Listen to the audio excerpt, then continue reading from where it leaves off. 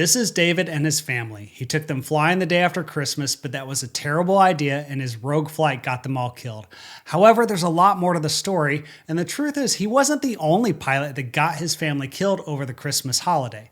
That's because a different pilot, who was also named David, made a very reckless mistake flying his family back home, and the reason why they crashed was just as shocking as the first tragedy. Take a good look at these two families. 6 lives were lost during the Christmas season, all because of the decisions these two pilots made. We've got a lot to talk about, so let's get started. I'm Hoover, and welcome to your Pilot Debrief. Our first story begins on December 26, 2016, when David and his family boarded a small plane at the Keystone Airport in Keystone Heights, Florida, to fly to the Gatlinburg-Pigeon Forge Airport in Gatlinburg, Tennessee. This was supposed to be a routine flight, but instead it turned into a tragic disaster when they crashed about 20 miles from their destination. David was 41 years old and he was the pilot flying the plane.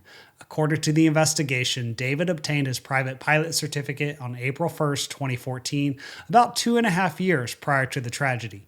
Although his logbook was never recovered, about 8 months prior to the crash, he reported to his insurance company that he had logged 272 total hours, with 219 of those being in the accident aircraft. In order to find out more about his background, the NTSB reached out to the flight school where David did his initial training in Keystone Heights, Florida. According to the owner of the school, David pushed his training as hard as he could and cut corners wherever he could. As soon as he passed his practical exam, he purchased a 1965 Cessna 182, which is a 4-seat single-engine aircraft that he would fly over the next 2.5 years leading up to the crash. It was also discovered that during that time, David built a grass strip and a hangar on his property where he would keep the airplane, but he also continued to fly out of the Keystone Heights Airport where the flight school was located. According to the investigation, there was nothing mechanically wrong with the aircraft that contributed to the crash. However, it's worth pointing out that the aircraft was about 2 months overdue for an annual inspection, and as you're about to find out, this was just one example of David not following the rules. Traveling with David was his girlfriend Kim and his 8-year-old son Hunter. And I think one of the most tragic parts of this story is that these family members didn't know any better. They trusted David, and I'm sure his girlfriend and everyone else that knew him didn't have any reason to suspect that he would recklessly put their lives in danger. Unfortunately, that's exactly what he did. When David showed up at the airport to get ready for the flight, the forecast in Gatlinburg, Tennessee was calling for a few clouds at 4,600 feet and 10 miles visibility, which is good for VFR flying. However, this is going to be a 3-hour flight to an airport that sits on the north side of the Great Smoky Mountains, and the problem was the weather they would have to deal with along the way there. According to the NTSB, there was no evidence that David obtained a formal weather briefing prior to his departure, and even though he used ForeFlight to create a route to follow, he didn't view any weather imagery or file a flight plan. If he had taken just a few minutes to get the briefing, he would have learned that there was an AIRMET for mountain obscuration in effect along his route, and the satellite imagery showed IFR conditions with cloud tops between 6,000 and 7,000 feet around the mountains near the Tennessee border. That being said, the fact that he didn't bother to check the weather was most likely typical behavior for him. According to the flight school owner, he had witnessed David taking his family flying in his Cessna on multiple occasions when the weather was below VFR minimums. He also said that he warned David numerous times about operating the aircraft VFR in instrument conditions, most recently warning him 2 weeks before this tragedy. In fact, when the flight school owner was asked why he thought David departed on the accident flight with those weather conditions, he said, "I counseled him numerous times about getting an instrument rating. He couldn't be bothered. He would just draw the route on his iPad and go." And that's exactly what David did on the accident flight. He probably thought that he knew what he was doing, and after he got airborne, he climbed the aircraft up to 9,500 feet and received VFR flight following services from air traffic control. Everything seemed to be going fine until he got about 3 hours into the flight. This was a photo taken by Kim during the accident flight that she texted to a family member, which was shared with a local news station. It's not clear where they were when the photo was taken, but you can see that they were flying above the weather, and I'm sure this gave them a false sense of confidence that things were going to be okay. However, if you look closely, you can see the clouds building up in the distance. In fact, this is a photo that was taken by another pilot that was flying around the crash site, showing that the clouds are a lot thicker here, and that's because there was a solid overcast layer with the tops around 7,000 to 8,000 feet. So now David was in this situation where he was VFR above the weather, but he had to figure out how to get below the clouds so he could land. Before we talk about the reason why David crashed and the last thing that he said, be sure to stick around because we still need to look at what happened in the next Christmas tragedy, including the flight data that's going to show you the reason why they crashed. I also want to thank Factor for sponsoring today's video because sometimes I hate trying to find something to eat for lunch and I don't want to waste my money on takeout food. That's why I love Factor. They make meal planning super easy by providing fresh, never frozen meals that are ready to eat in just 2 minutes. Now my favorite is still the jalapeno lime chicken, but I also like this one, the garlic and herb chicken breast with smoked cheddar cauliflower grits. All you do is poke a few holes in the top and toss it in the microwave for 2 minutes and it's ready. They save me a ton of time so I can get back to working on the videos. One of the best parts though is that Factor is flexible. Now my plans change all the time, so I can always adjust how many meals I want or pause or reschedule deliveries anytime. With over 35 meals to choose from, plus another 60 add-on options, I've got plenty of variety, and they even have gourmet meals that feature premium ingredients like filet mignon, shrimp, broccolini, and asparagus. Skip the overpriced takeout trap. Factor is cheaper and way more delicious. Get chef-crafted, restaurant-quality meals delivered right to your door and ready to heat and eat in just 2 minutes, saving you a ton of time. Head to factor75.com or click the link in the video description below and use the code 50pilot to get 50% off plus free shipping on your first Factor box. That's code 50pilot at factor75.com to get 50% off plus free shipping on your first box. Unfortunately, in this first tragedy, there wasn't any ADS-B data to help the NTSB figure out what happened, so they had to rely on radar data and what they found in the wreckage. According to the investigation, when David was about 20 miles from his destination, he requested to begin a descent, and the controller told him that altitude was at his discretion and instructed him to maintain VFR. David acknowledged the controller, but that was the last radio call he ever made. Now that being said, I want to be perfectly clear about something. When the controller told him to maintain VFR, that meant it was up to David to maneuver the aircraft as necessary to stay out of the weather. And if he couldn't do that, then he needed to tell the controller.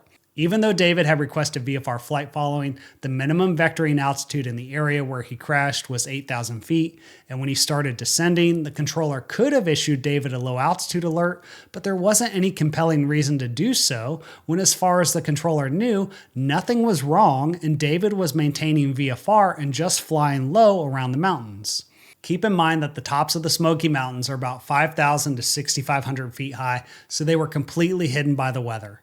The NTSB determined that David started his descent when he entered a region of broken to scattered clouds, and he continued down into an overcast layer, even though if he had climbed up 3,000 feet, he probably would have been able to pick his way through the weather, and then he could have descended on the north side of his destination.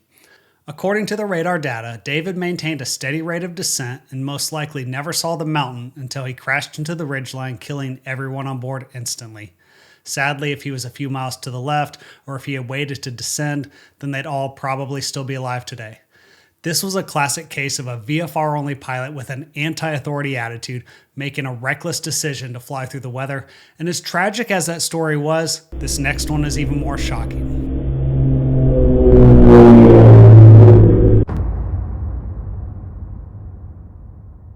Our next tragedy took place on January 2nd, 2021, when another pilot named David was flying with his wife Michelle and his son Dawson from the Cherokee County Airport in Georgia to the Oakland Southwest Airport just outside of Detroit, Michigan.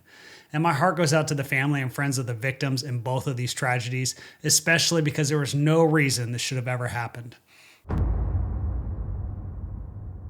David was 60 years old, and at the time of the crash, he had a private pilot certificate with about 1,200 hours of total flight time, including 25 hours in the last 90 days. The NTSB recovered 2 of his logbooks, and they learned that he got his private pilot certificate in 2007, about 14 years prior to the crash. He also started taking instrument lessons that same year, logging about 10 hours of flying with an instructor under simulated instrument conditions. He would go on to log another 8 hours of simulated instrument time over the next 3 years, but there was no mention of a safety pilot on those flights, and he didn't have any instructor signatures, so most likely he was practicing instrument flying on his own. If that's not bad enough, from 2011 until June of 2020, David would go on to log 38 flights in actual instrument conditions for over 40 hours of instrument time. Once again, there was no evidence he had an instructor with him for any of those flights. And in my opinion, this is the same anti-authority attitude that we saw in the previous tragedy. Both Davids knew what they were doing was wrong, but they did it anyway as if the rules didn't apply to them. Ultimately, the investigation determined that over a 14-year period, David logged over 100 hours of actual instrument time flying in the weather without an instrument rating, and less than 5 of those hours were with an instructor. However, despite the recklessness of his decisions, the story is about to get worse.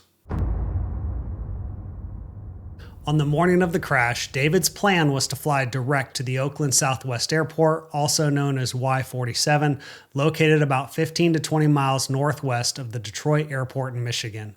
The aircraft he was flying was a 1964 Piper PA-24-250 Comanche. This is a single-engine, low-wing aircraft with retractable landing gear that David purchased back in 2006.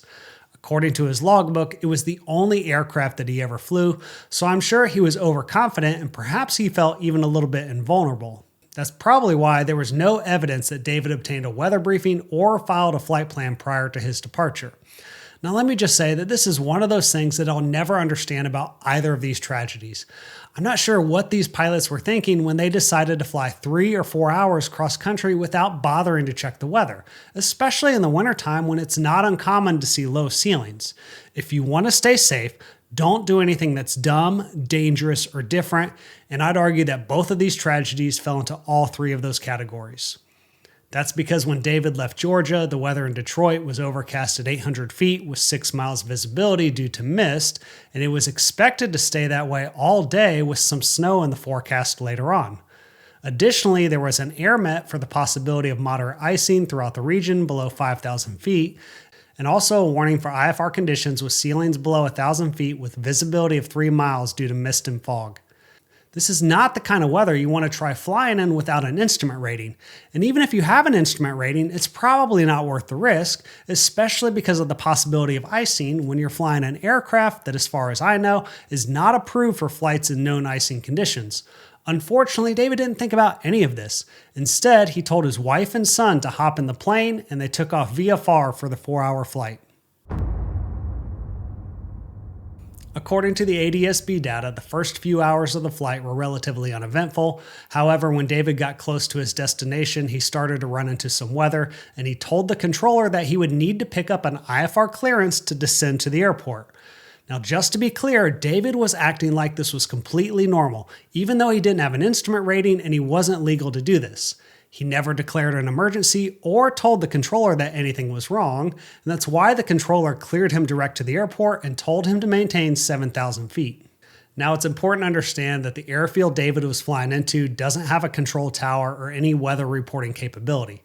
It's not clear if David bothered to check the weather at the nearby airfields to get an idea of how bad it was, but what we do know is that when he started his descent for the approach, most of the surrounding airports were reporting overcast skies with 600 to 800 foot ceilings. That being said, David requested to fly the VOR approach, and he told the controller that if he couldn't get below the weather, he would proceed to the Oakland County International Airport, which was about 13 miles away, reporting 600 foot ceilings. Now let me explain all of the reasons why this was a bad idea. First of all, the VOR or GPS Alpha approach is a non-precision approach, and it was the only approach available at the airport, and the minimums on the approach are only about 700 feet above the ground.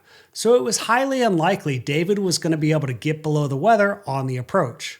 The other big problem is that it's a circling approach because it brings you in on a course about 90 degrees out from the runway. So not only do you have to get below the weather, but now you've got to keep sight of the runway while visually maneuvering around at low altitude, and it's just a terrible idea. Also, it's worth mentioning that the VOR had been NOTAMed out of service for about a year, so it wasn't even working. However, my guess is that he was flying this as the GPS approach, so this isn't what caused him to crash, but it reflects poor planning because he had a working GPS and ILS on his aircraft that he could have easily used to fly one of those approaches to safely get below the weather at least 5 airports within 20 miles of his destination. Unfortunately, David was just so focused on making it back to his home airfield that he completely ignored all the warnings. When the controller gave David a heading to fly to intercept the final approach course, he told him that a Learjet just landed at a nearby airport and was reporting the cloud bases were at 300 feet. David replied saying that wouldn't work for the airfield he was going to, yet for some reason he continued with the approach. A few minutes later, the controller asked David to state his intentions. That's when David said that he would give it a shot and hopefully it wasn't down to 300-foot ceilings. Sadly, that was the last radio call he would ever make. When David turned left to intercept the final approach course, he was at 2,700 feet. And the most important thing you need to know about this approach is that as soon as he crossed the VOR, he needed to start descending. The reason why this is important is because on a non-precision circling approach like this, you want to try and get below the weather as quickly as possible in order to hopefully see the runway in front of you in time for you to maneuver into position for landing. The only problem is David went about 2 miles past the VOR before he began his descent. You can see the runway out in front of him, but keep in mind that this animation doesn't depict the weather, so David's not going to be able to see that. Also, this animation has been sped up because I wanted you to see the entire sequence of events leading up to the crash. As David started descending from 2,700 feet, it wasn't very aggressive, and he was only doing about 400 or 500 foot per minute in his initial descent. And again, he leveled off around 2,200 as he continued straight ahead. And this is the point where he should have told the controller that he needed to declare an emergency because he didn't have an instrument rating and he needed help finding an airport he could land at, even if that meant flying an ILS or GPS approach somewhere else. Instead, my guess is that as he crossed over the airfield, he saw a hole in the clouds because he starts this descent of about 1,200 foot per minute, but then almost immediately he reverses that and starts climbing back up about 700 or 800 foot per minute. And then he's going to start a left-hand turn. Now, this is extremely disorienting, and although the NTSB didn't talk about spatial disorientation in this report, it's worth mentioning that what you're looking at here can sometimes be considered a classic case of a graveyard spiral where a pilot is in a left-hand turn without realizing they're in a left-hand turn as they descend down towards the ground. That being said, in David's case, I don't think he was spatially disoriented. Instead, what I think happened is he saw some possible holes in the clouds, and his plan was to keep this shallow rate of descent going over the top of the airfield until he hopefully got below the weather, and then he would just align himself visually and land. The only problem with that, aside from it being extremely dangerous, is that his airspeed is rapidly falling out of his crosscheck, and he's getting slower and slower until eventually he got too slow. He stalled the aircraft, and they crashed in a residential neighborhood, killing everyone on board the plane instantly. The most shocking part of this entire tragedy is that when they interviewed the flight instructor that had flown with David recently when he logged instrument time, they asked the instructor how David handled the aircraft, and the instructor said that when they flew the approach into the Oakland Southwest Airport, David missed it by 2 miles. These were both terrible tragedies, and once again, my heart goes out to the family and friends they left behind. I know it's very difficult to imagine that someone you know could be capable of making such reckless decisions, but that was the unfortunate truth about what happened. The David in both of these stories had very strong anti-authority attitudes that eventually caught up with them, and they learned that lesson the hard way. My only hope is that others can learn from these stories. So thank you for watching and your support, and be sure to check out one of these other videos on the screen and stay safe.